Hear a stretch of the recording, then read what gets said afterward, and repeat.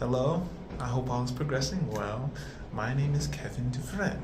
Welcome to, I don't know, we can talk about it, where we can discuss a variety of topics because anyone can have an opinion.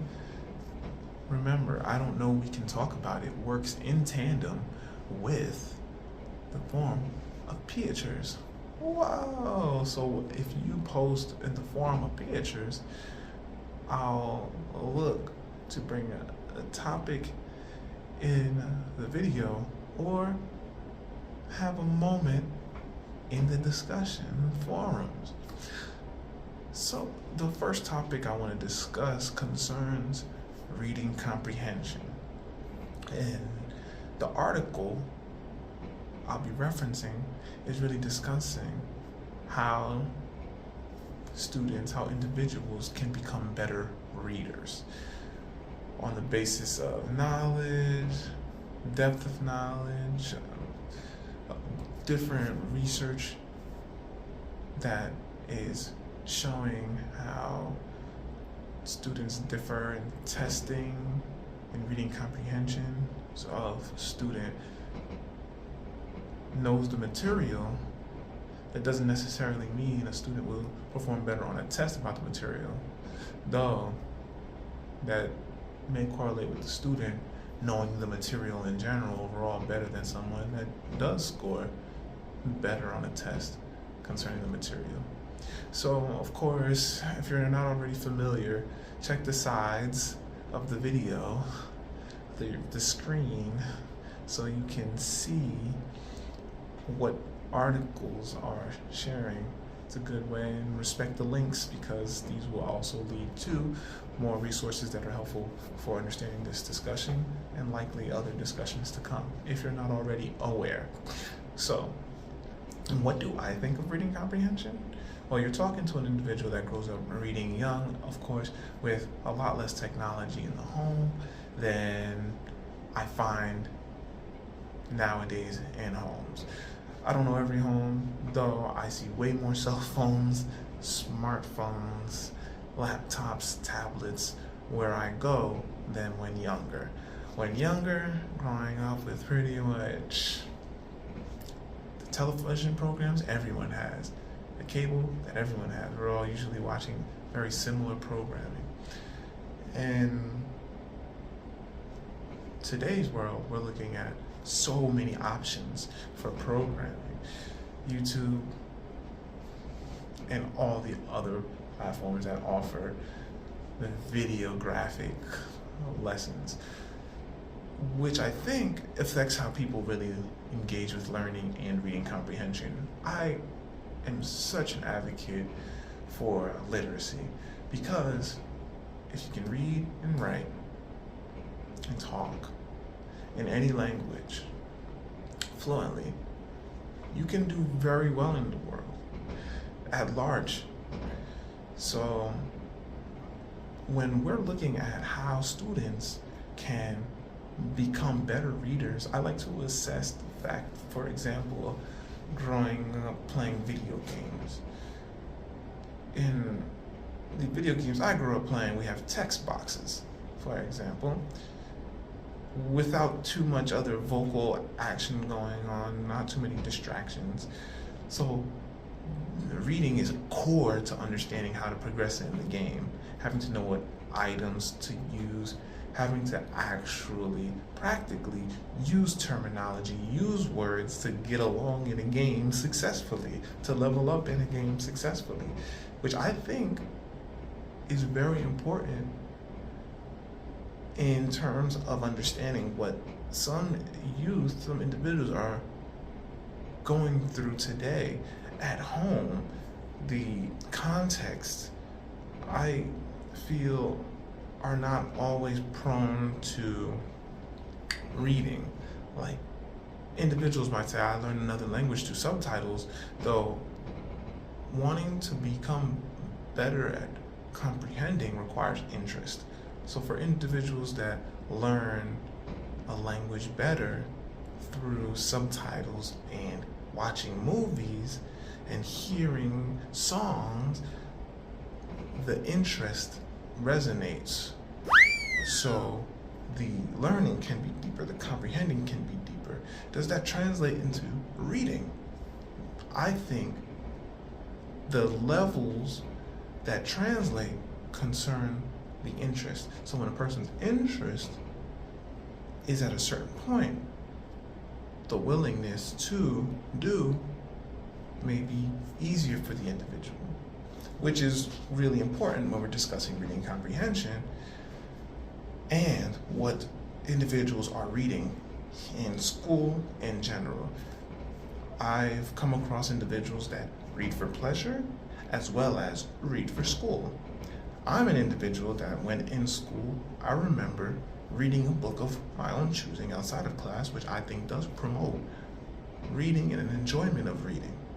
Whereas there are individuals that are amazing readers that feel a pressure to not read because of all the reading done through school and feel like a break is necessary. Though in reality, if those individuals put their interest into reading externally outside of school for pleasure, immediately a new energy will come in, probably a fresh and or familiar energy will come in with the practices of reading. So when the discussion comes about reading comprehension, of course, interest is a part of the article that comes about, though not in the sense of interest, in the sense of knowledge. And I think there are lots of differences between knowledge and interest. A person can know a lot about something that does not interest them, and a person can have an interest in something that they're not knowledgeable about. And I think it's really important to make sure those are in alignment. In a classroom setting, it might be a little more on the teacher to bring an intrigue to the context. Of course, with so many mediums of technology, of consumption, of learning, teachers really need to be aware of student populations. As a teacher, I'll want to understand how my students are already learning, what my students are consuming, not necessarily content-wise, though through which mediums, so I can understand how to better communicate lessons. Not so that I'm integrating them wholly, because that might be detrimental to a student's development brain-wise because of the patterns certain mediums are processing, so individuals digest in a way that might not necessarily be conducive for long-term learning, though may pique interest for a short-term time. I want to make sure students are learning in a way that's beneficial for brain development, of course, for contributing to the development of a whole individual, because reading comprehension requires patience and willingness and good efforts and time. There are conversations that happen within reading that are so important to understanding a text. So there are benefits to reading together. It's a reason why I like to encourage people to read together, because when people read together, the discussion helps to flesh out the text and brings the text to life in a new way, in a way that may be very different than a teacher might be professing to the students. Even if to stick to a curriculum, a teacher has to allow students a voice.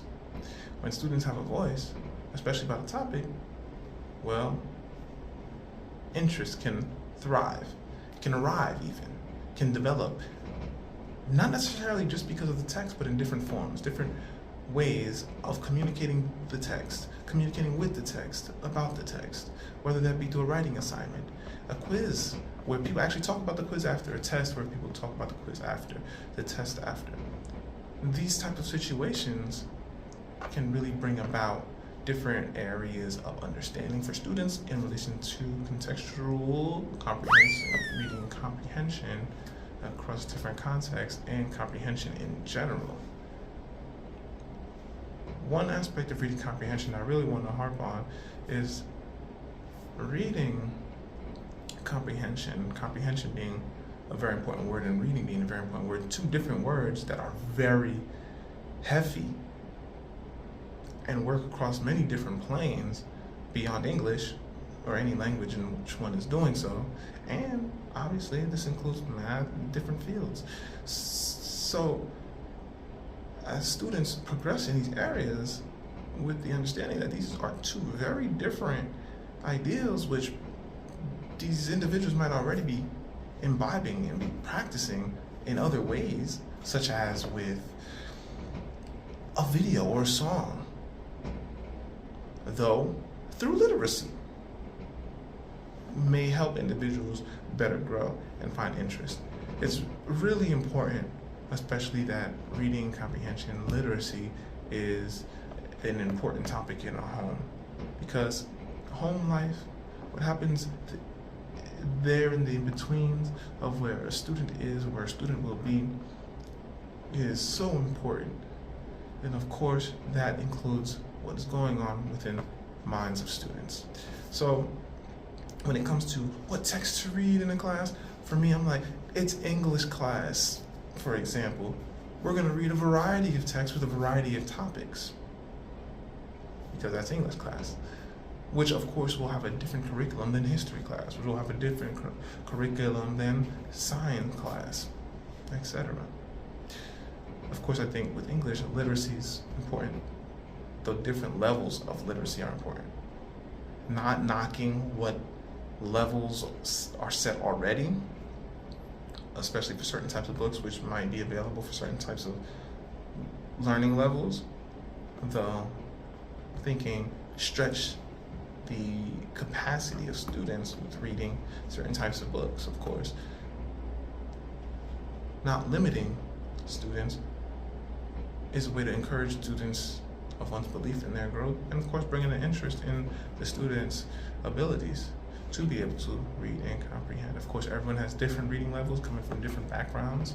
So I know coming from a background in which reading is very valuable, well, of course, I'm going to all of my classrooms as a student in life as a good reader. I think a benefit is also considering, for example, reading religious texts, people that go to church or just read Bibles, or whatever religious text might be in front of one or in practice in one's life, wherever one is and whatever community one is, or a book club, for example. If a person is ingraining these habits and practices in life personally, these are ways that individuals go through way more practical methods toward becoming better readers and comprehending text better, and thus developing and expanding reading comprehension in ways that grow exponentially in other realms and other texts as well. The practice of reading comprehension, of reading and comprehending, involves a lot. Though the parts that connect can translate, can transfer in many fields. Okay, a really amazing topic. Love talking about it because literacy is so important and is always going to be important. We being human society at large, are always going to be literate beings, people that operate with text. And that goes from being writing on cave walls, blocks, to digital writing in forms of type fonts on screens medium like Microsoft Word. The screen is the host. The next topic is Rhetoric about Andrew Tate. the article is interesting because I'm aware that influencers can be varying and wide now, especially in this day and age. Not everyone is going to wake up thinking to be looking to a great athlete or an athlete in general or a leader, etc. for advice, especially when it comes to relationships and being, whether that be a man, as in this case is discussing, or a particular type of individual. How does one deal with rhetoric of the sort?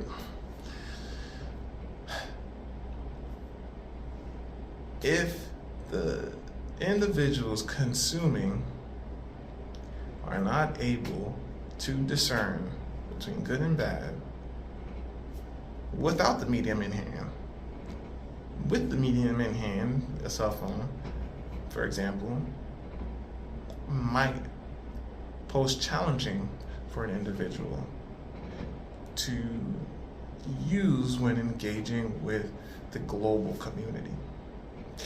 Because of all the content in the world, not everything is wonderful for people to consume, especially people that aren't able to, as of yet, understand how to discern certain types of information. Culturing starts from where one is. Self-culturing, I think, is very mature, though some individuals self-culture sooner than others. One must self-culture, I think, toward the best avenues possible.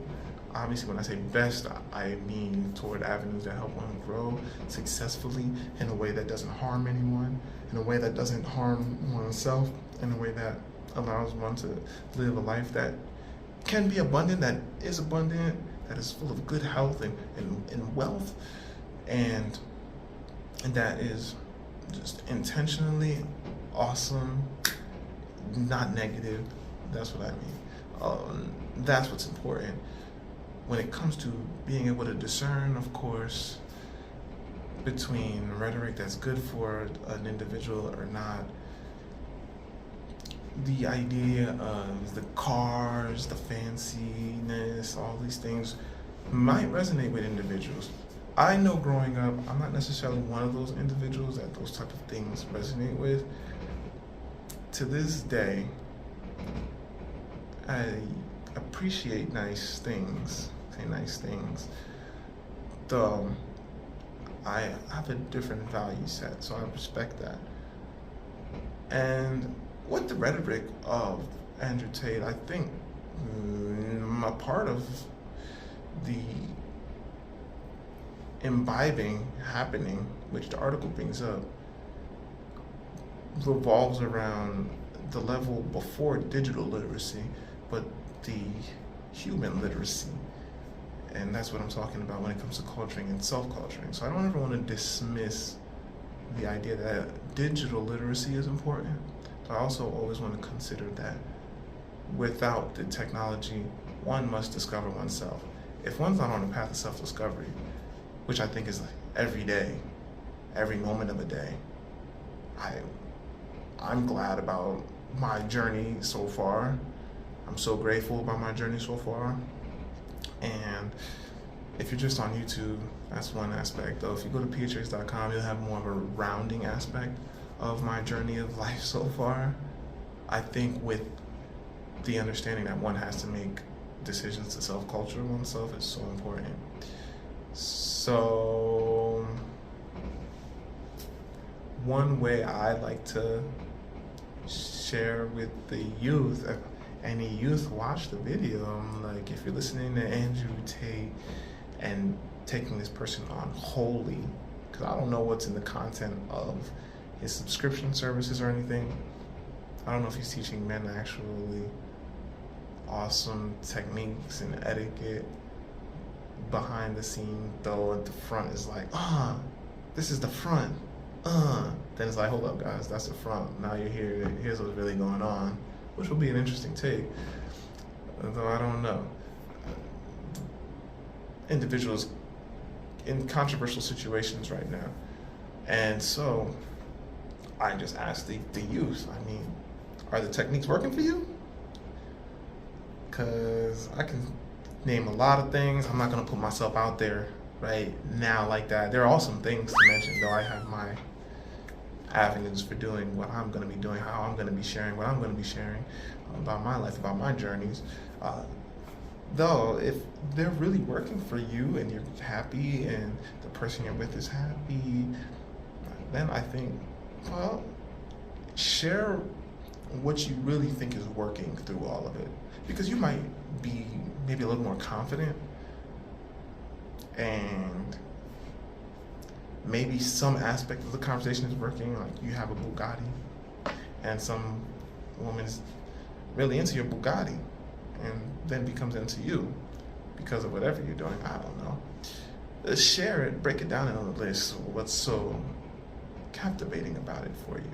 Because I think being able to separate what characteristics are in whatever one is observing, whatever one is consuming especially, can help one discern better.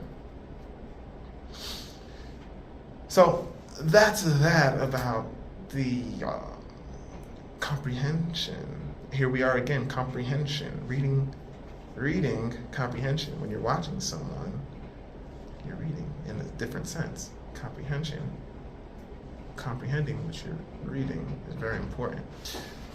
These terms are so heavy. It's wonderful. Okay, now we're gonna take a nice little origami break. This time around, we're gonna make something quite interesting. So it's a simple fold, I think. I'm gonna just go here, and I'm gonna take the origami. I'm gonna fold it in half, corner to corner. All right, I'm gonna just go corner to corner, and after I get this corner here, I'm going to just kind of sharpen the lines, you know. Once I get that corner to corner, it's pretty awesome. And the next step is to make this awesome cup, is to go in a similar fashion to the envelope. So I'm gonna cross here. Okay, and then next thing is I'm going to cross back over here. Ready? So now this is good here. Boom. Okay. And after this, now remember the envelope? We made the envelope. So now we have plenty of these folds here. But what we're gonna do next is cut down in half here. Okay, think of our line. And realistically, those initial folds, the first two are more important than the other ones afterward. You come right up in here, okay? And then you come up in here after you get that part, okay? Okay, come up in here, fold it back here. There you go, we're gonna come up in here. We're doing just as a trial, live trial cup.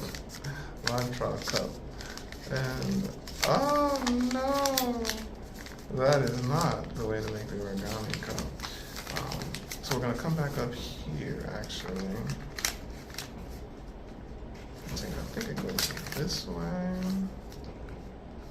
And come this way. And come this way.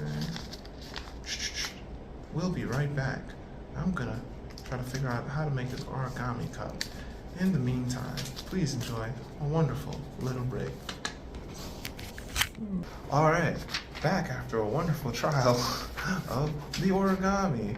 And of course, a little peep into a tutorial due to my curiosity, because my fold is in a good mindset.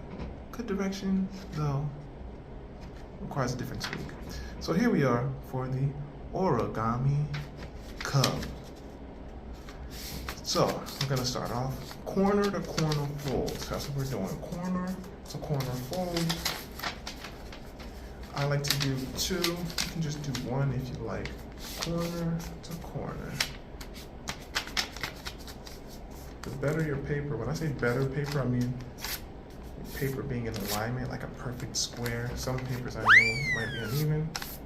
The easier I think the fold can be. So next, we have this triangle after folding it in half. Now, the fold is gonna go up. So it's not gonna go down. It's gonna go up here. And after that, it gets that little fold here. So it's an upper cross fold, and then the other one's gonna just, the other corner here of the triangle is gonna cross over. See? And it's going to just get right up in there. Okay, and there you have it. That's the beginning. And then we just fold down our flaps. And then fold down our other side of the flaps. And this cup actually works. So like you can actually drink water from it. Depending on the paper, these cups can actually last. Yeah. And here you have it. Yay! An origami cup that you can actually use. And use it as a taste tester for individuals if you like. Okay. So next, we're going to talk about a movie. The only movie I watched recently in theaters is oh no, scratch that. The only movie I watched recently is not in theaters. It's actually on Hulu. It may be available elsewhere, is The Drop. What do I think of The Drop? Well, I think The Drop offers a lot of interesting concepts because an individual is in a relationship with another individual. These two have different wants in a relationship long term, as far as we know, as far as the film presents. And, well, the film branches from this concept of dropping the baby. Now, the reason for the dropping of the baby is because a bee comes and the person holding the baby lets the baby go because of a bee sting. Well, a bee coming in the person's range. Very deep to start that way. I mean, a bee being reason for a person dropping a baby is a big deal.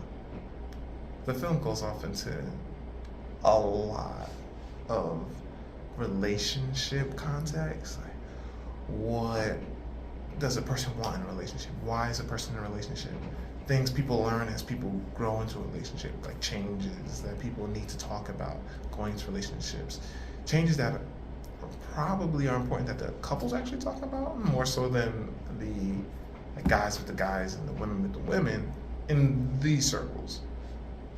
In reality, there might be a lot of groups for men and women that help each other out a lot toward building a better relationship. So of course the film does revolve around good communication, around friend circles, around the importance of family, what family means in a relationship, especially because of how in the film these individuals are coming from so many different places. They're just friends. They're just together on a vacation, and a reality that really is strong is when people grow, the circles one chooses to be in are important. What does one's family look like from one end to the next? What does one want one's relationship to consist of from one end to the next? Because ultimately the film is discussing the importance of family, what family means, what family can look like, what does community look like, and what happens in communities that one might want in even the vicinity of one's lifestyle, one's life. So I think The Drop is cool. It's a comedy, not a rom-com, a dramedy that poses a lot of interesting concepts otherwise. Even like taking photos on vacation, like geolocation, privacy, entertainment between friends, like what people find funny or comical, what individuals don't find funny or comical, a slight little geographical contentious point, like between Brooklyn and LA, or what are the contexts an individual, especially individuals in relationships, deal with geographically. Does it change the relationship? Or does the relationship change the area of which one is in, or just thrive as is wherever the relationship is? So I think the film is an interesting watch. Initially, I'm just like, I want to watch a movie because of not watching a movie in a while, and I actually end up enjoying the film. I think there's some interesting points. There's even a little twist on like sex talk, how that is necessary and important. Giggles, parameters of sex, which I think are cool. The film is sex positive in a way, which the film proclaims for audience members, I think, very loudly. So that's the film, The Drop. Now we're going to talk about a book I'm actually done reading. I'm going to put the image up because the actual book is on my bookshelf right now. I'm done reading it. It's Women's Bodies, Women's Wisdom by Dr. Christiane Northrup. I hope I'm saying your name correctly. Because of the context of the book, I find myself growing a lot more aware about women's health and understanding her stories, because of how Dr. Christiane Northrup explores her stories throughout the text. I don't want to make this sound negative, because I don't want to say it's all about trauma. No, it's about healing. It's about empowering, about finding inner guidance, respecting one's inner guidance toward healing, toward becoming a better version of oneself.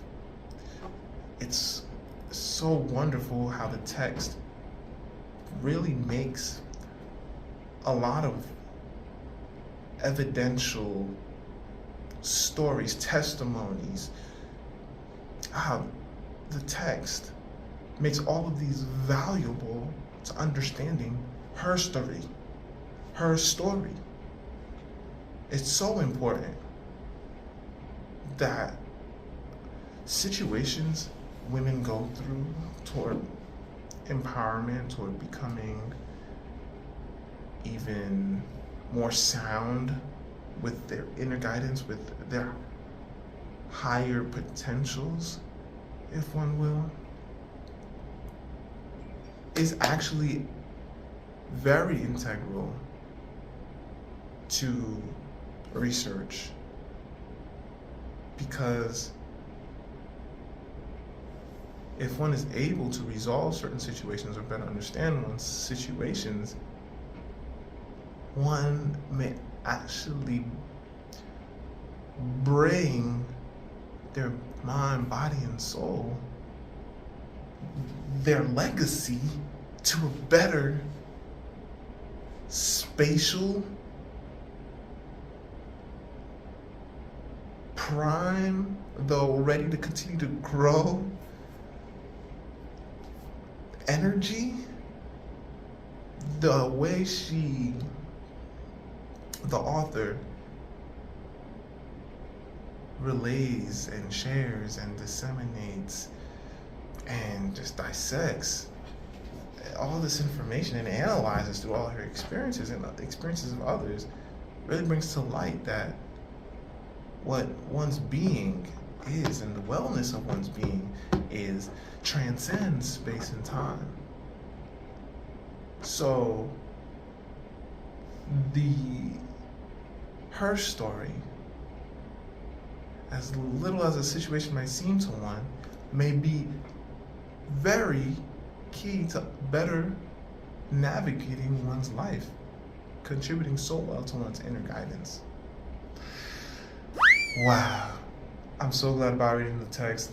The text is about 979 pages, valuable information, and is like a huge referential index. Yes, a referential index leading to other information resources that can be valuable for one. Depending on the topic one is in, it will vary so much because this text is near all-encompassing concerning a woman's being.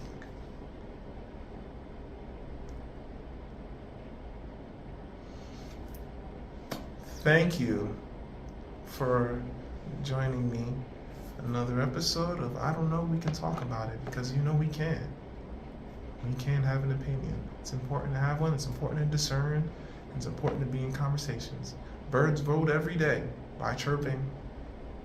Humans, we have a lot more ways to communicate, so we can vote in many different ways. So remember, voting is important across species. I'm so glad about being able to have this episode ready for you all. I'm hoping that we're going to have more to offer with the bookmark raffles. We're still at the 25 gift card, so that's all right. Contribute to the discussions, and I'm so glad that you're able to watch or listen to what's happening.